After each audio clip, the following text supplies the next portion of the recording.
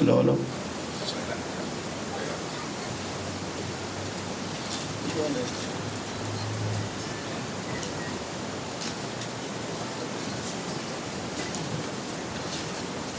Bueno, primero para agradecer a la Asociación Miastenia Perú, que viene trabajando ya casi una década por el bien de los enfermos con miastenia gravis, y que vengo apoyando también hace 6 años, ¿no? Ahora estamos participando en este quinto foro, ¿no?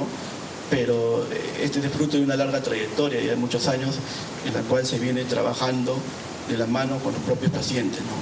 El consejo directivo lo forman los propios pacientes miastenia gravis y participan casi alrededor de más de 100 pacientes en la asociación, ¿no? Tenemos claros los objetivos de la Asociación Miastenia Perú. Uno es ampliar los conocimientos sobre la enfermedad de todos los pacientes.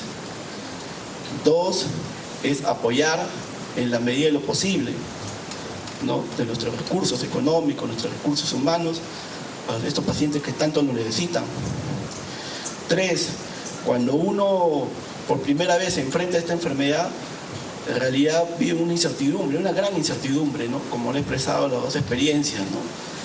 Y el encontrarse con otros pacientes que también han vivido esta incertidumbre, como que le respalda, le da un fortalecimiento muy especial a todos los pacientes de la Asociación Miastenia Perú. Y 4, esta institución no solamente trabaja con los pacientes en este aspecto, sino que también ve iniciativas legales, ¿no?, entre ellos el Día de la Miastenia Perú, ¿no? Y actualmente está abogando por la gratuidad de piriostimina, que es el medicamento principal. Bueno, yendo ya al tema de la miastenia gravis, vamos a comenzar un poquito. Es una enfermedad que afecta la unión del nervio con el músculo. La unión del nervio con el músculo. Recordemos que nosotros tenemos un sistema nervioso, ¿no? ¿Ya? Y este sistema nervioso se va a juntar con un sistema muscular, ¿ya? Va a juntar con un sistema muscular. Este sistema muscular puede ser un sistema muscular visceral o liso, cuando se trata de los órganos de nuestro cuerpo, pero también puede ser un sistema muscular esquelético, ¿no? Esquelético, cuando se trata de nuestra locomoción. El sistema muscular esquelético es aproximadamente 40% del peso humano, y es el sistema nervioso en la unión del sistema muscular esquelético donde estaría la falla de la miastenia gravis, ¿no? No habría un eficiente funcionamiento del sistema nervioso en relación al sistema muscular esquelético, ¿no? Y fundamentalmente produce en el paciente debilidad, fatiga, ¿no? Y por último también parálisis, ¿no? Ahora, avancemos. Dentro de este contexto, la miastenia gravis se puede confundir con otras enfermedades que producen debilidad. A la cabeza las enfermedades que afectan los músculos, o sea, las miopatías, ¿no?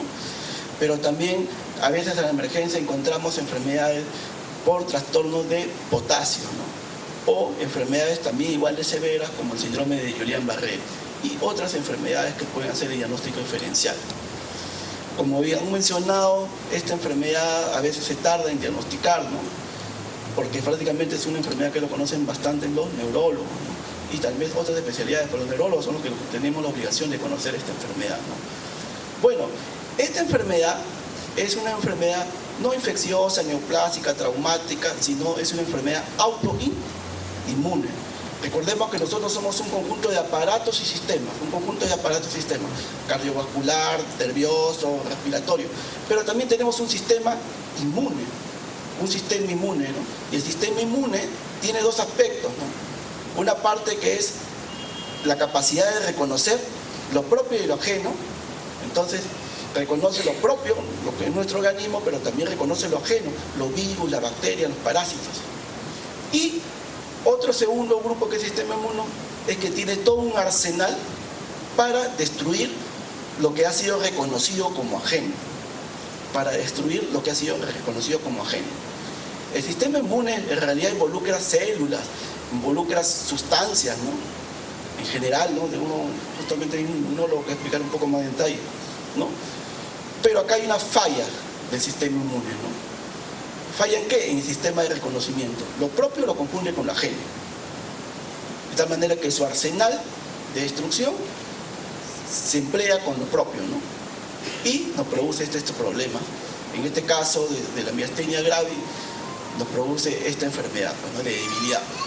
Entonces, en principio es una enfermedad autoinmune.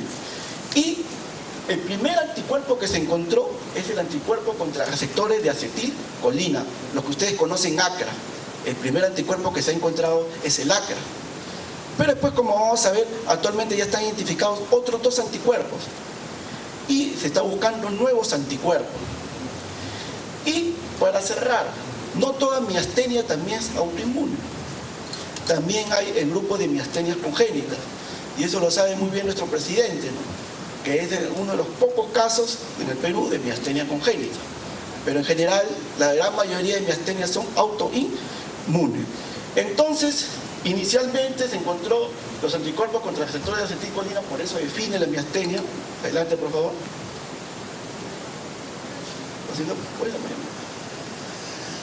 ¿Ya? Pero ahora estos son los anticuerpos contra receptores de acetilcolina, que son los anticuerpos clásicos, que son los que han dosado de repente a la mayoría de los pacientes con miastenia que están presentes, pero también se han encontrado los anticuerpos MUS, que actualmente están en el Perú, en los grandes laboratorios, ROE, Nusten, y a nivel mundial ya identificaron los anticuerpos LRP4. Y en investigación se están buscando nuevos anticuerpos. Estos anticuerpos se van a unir a los receptores. En el caso de los anticuerpos de acetilcolina, se van a unir a los receptores de acetilcolina, bloqueándolo, anulándolo. De tal manera que la acetilcolina que es secretada entre ambas neuronas en el espacio sináptico, no va a poder llegar efectivamente a su receptor. Produciendo la debilidad, impidiendo el impulso nervioso, impidiendo la contractura muscular y produciendo su debilidad. Continuemos. Y como decíamos, no toda miastenia es autoinmune. Acá tienen una lista de miastenias congénitas, ¿no? Continuamos. Decíamos que la miastenia afecta el músculo esquelético, no afecta el músculo visceral, o sea, no afecta el tubo digestivo, no afecta el aparato urogenital, no afecta la trama bronquial, afecta el músculo esquelético, afecta nuestra motricidad, ¿no? Y ustedes acá tienen el músculo esquelético.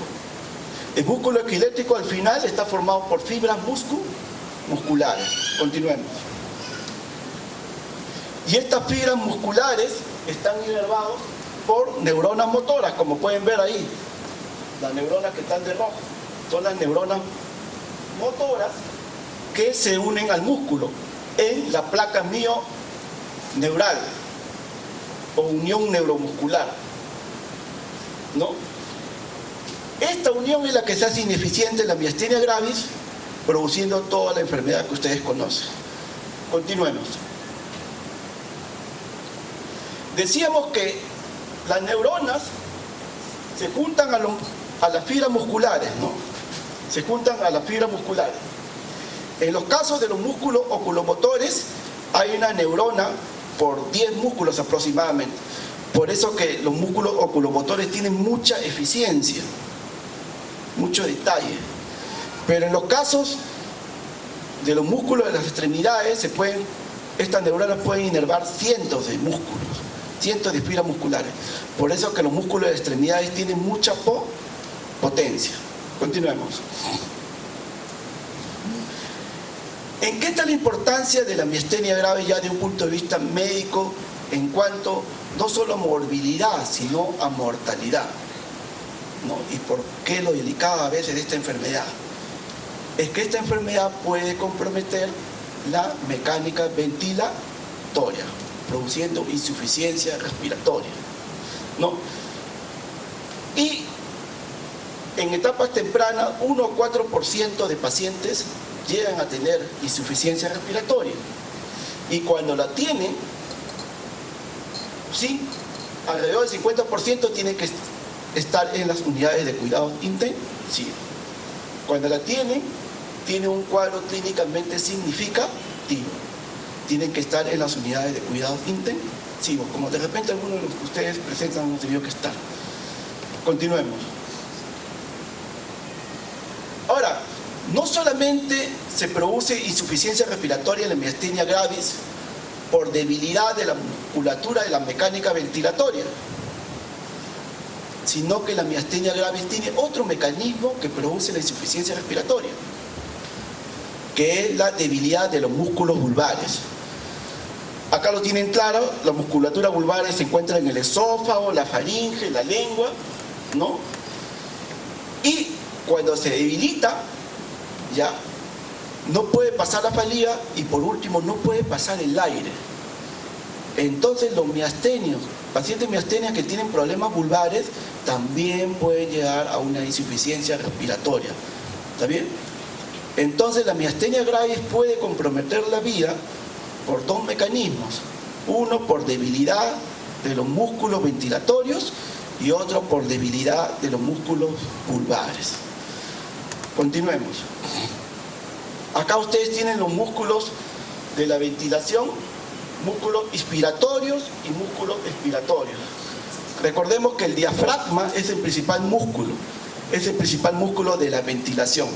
Pero también hay otros músculos importantes, ¿no? Cuando queremos hacer una inspiración mayor, vamos a usar otros músculos, ¿no? Externo, cleidomastoideo, escaleno, serrato anterior, etcétera, etcétera. Y cuando queremos hacer una expiración mayor, también vamos a usar otros músculos, intercostales internos, abdominales. Continuemos. Hay 5 presentaciones de miastenia gravis en forma didáctica. Uno, y es la más común, es la presentación ocular, ¿no?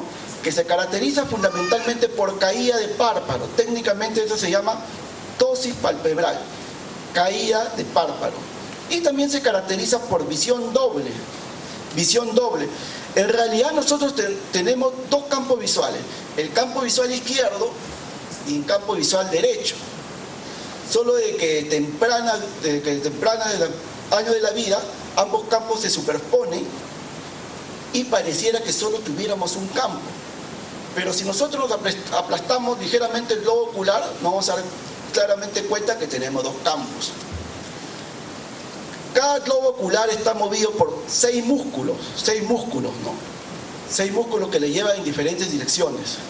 Cuando se comprometen esos músculos de un globo ocular, entonces el paciente va a empezar a ver doble, va a empezar doble. Eso se llama diplopia. Entonces, una presentación en la miastenia ocular, caracterizada por caída de párpado, ptosis, y por visión doble, por parálisis de los músculos de los globos oculares. Recuerden que son 6 músculos para cada globo ocular. La otra presentación de la miastenia gravis, que ya le hemos adelantado, es la miastenia vulvar, que fundamentalmente trae dificultad para ingerir alimentos sólidos y líquidos y también disfonía, dificultad para hablar, ¿no? Esa es la miastenia vulvar, al extremo que no pasa el aire, no solamente la comida, y puede llevar a una insuficiencia respiratoria, como hemos mencionado. Una tercera presentación es la miastenia axial, en la cual se va a apreciar una clara debilidad de los músculos cervicales y el paciente va a tender a inclinar la cabeza. Es una tercera presentación. Una cuarta presentación es la miastenia de las extremidades, también sistémica, en la cual el paciente va a empezar a tener debilidad para deambular o para hacer sus actividades generales. Y por último, tenemos la miastenia que compromete a los músculos de la mecánica ventilatoria, como ya le hemos ilustrado. Entonces, uno puede debutar con cualquiera de esos 5, pero más frecuentemente con la miastenia ocular. Pero ¿qué es lo que es cierto? Que cuando uno entra a una crisis miasténica, tiende al final a tener una miastenia generalizada en casi 70%.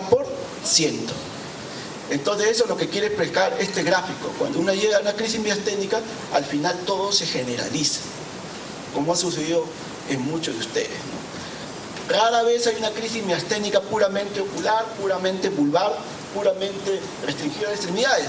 La crisis miasténica tiende a comprometer todos los músculos de esos cinco grupos que hemos mencionado. Continuemos. Vayamos un poco la epidemiología, ¿no? Su incidencia sigue aumentando en las últimas décadas, siendo en general de 8 a 10 casos por millón y con una prevalencia de 150 casos a 250 casos por millón. Al tener esa incidencia, está considerado como enfermedad rara. ¿Por qué? Porque según el Plan de Acción Comunitaria de las Enfermedades Raras de la Comunidad Europea, se considera enfermedad rara cuando es menor de 5 casos por cada 10.000 personas. Y la miastenia gravis sí cumple ese concepto, ¿no? Por eso está considerado como enfermedad rara. La miastenia gravis tiene una presentación bimodal. Y este es importante inclusive para su clasificación actual. Es más frecuente en mujeres jóvenes y en pacientes adultos mayores hombres. Esa es su presentación bimodal. Mujeres jóvenes y adultos mayores hombres. Y este concepto de presentación bimodal va a ser importante para cuando hablemos de la segunda parte, que es la clasificación. Continuemos. Los avances en la miastenia gravis, acá vemos un artículo del 2016 reciente, están dirigidos a la identificación de esos anticuerpos. Como decíamos, clásicamente, antiguamente, eran los anticuerpos contra el receptor de acetilcolina, los anticuerpos que se le atribuía a la miastenia gravis. Y en esta gráfica, 80% tienen anticuerpos contra receptores de acetilcolina. ¿Está bien? Después se encontraron los anticuerpos MUS, ¿no? Que es un 4%. MUS es anticuerpos contra tiroxina quinasa. Y después han encontrado los anticuerpos LRP4, anticuerpos contra la proteína 4 relacionados contra el receptor de lipoproteína de baja densidad. Es un nombre bien largo, pero como esta diapositiva la vamos a dejar al alcance de todos ustedes, ustedes también la van a poder revisar, ¿no? Y también acá está el grupo de síndrome de Lambert-Eaton, que es un 4%, síndrome de Lambert-Eaton, que también está considerado como parte de esta enfermedad, ¿no? Pero que es importante porque si se diagnostica el síndrome de Lambert-Eaton, un neurólogo tiene la obligación de descartar un síndrome paraneoplásico, de descartar un cáncer oculto. Y según 2016, 5% no se le encuentra el anticuerpo. Eso pasa a ser los cero negativos. Continuemos. De acuerdo a eso se ha creado una clasificación que después vamos a reiterar. Los anticuerpos contra receptores de acetilcolina, según la edad, pueden ser menores de 50 años o mayores de 50 años. Menores de 50 años prevalentemente es en mujeres. Mayores de 50 años prevalentemente es en adultos. Y eso crean dos grupos, anticuerpos contra receptores de acetilcolina, menores y mayores de 50 años. Si se le encuentra el timoma, por sí mismo crea un nuevo grupo. Si se le encuentra el timoma, todos tenemos timo, ¿no? Pero no todos tenemos timoma, ¿no? Que es un timo aumentado de volumen. Si se le encuentran los anticuerpos MUS o anticuerpos LRP4 que hemos mencionado, también formarían otros grupos. Y por último, los que no se le encuentran ningún anticuerpo serían no identificados, y los que presentan clínicamente solamente miastenia ocular sería el último grupo, como después vamos a reiterar. Continuemos. Acá vamos a la segunda parte, vamos ahora a lo que es la clasificación de la miastenia. Primero comencemos con la clasificación de la miastenia según CIE-10. Estaría en el grupo de enfermedades musculares y la unión neuromuscular con el código G70. Así es como se codifica tanto en el MINSA en salud privada. Es un código universal. Continuemos.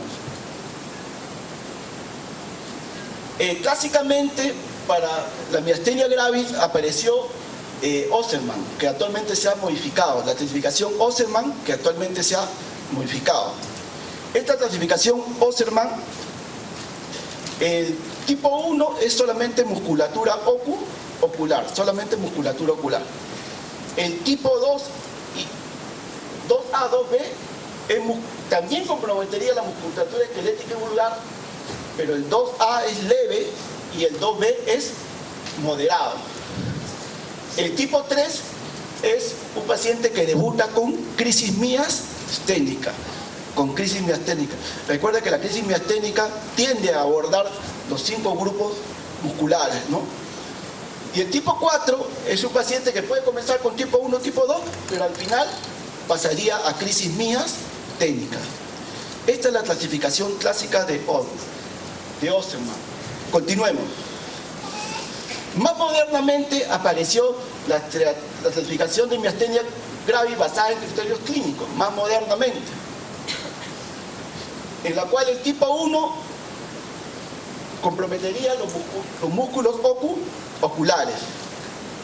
El tipo 2, 3, 4, hay la variante A y la variante B. La variante A, solamente los músculos de los miembros del tronco o ambos, y la variante B, los músculos orofaringios o ventilatorios. ¿Está bien? A, extremidades o sistémico, y B, orofaringio, o sea, vulvar y ventilatorio. 2, leve, 3, moderado, y 4, severo. 4, severo. ¿Está bien? La misma población de músculos, pero leve, moderado y severo. Y por último, el tipo 5 ya es la crisis miasténica. Esta es la clasificación que más se usa actualmente en los hospitales. Continuemos.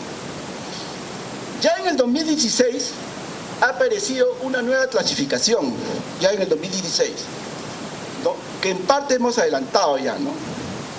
Y esta clasificación se basa en criterios de anticuerpos, de edad de inicio, forma ocular y timoma. Ya le hemos adelantado en parte. Recuerde que los anticuerpos, más frecuentemente anticuerpos son los anticuerpos ACRA encontrados, 80% aproximadamente. Y según la edad de inicio, hay de inicio temprano y de inicio tardío. ¿Está bien? Y si se le encuentra el timoma, ¿no? Y si se encontraran otros anticuerpos como el LRP4, formarían otros 2 grupos más, ¿no? Y por último, si clínicamente solamente se queda en miastenia ocular, recuerden que existen 5 grupos, sería miastenia ocular. Y si no se encontrara ningún tipo de anticuerpo, serían los cero negativos. Esa es la clasificación actual que se está proponiendo, del 2016. Continuemos. Algunas características generales. ACRA menores de 50 y mayores de 50. Los menores de 50 ya sabemos que es más frecuente en mujeres, pero puede ir más frecuentemente con hiperplasia de timo.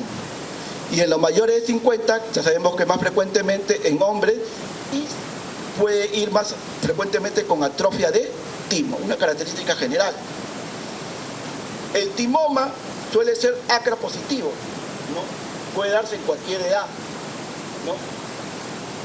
El LRP4, ¿no? Es que da un cuadro clínico más suave, el RP4, ¿no?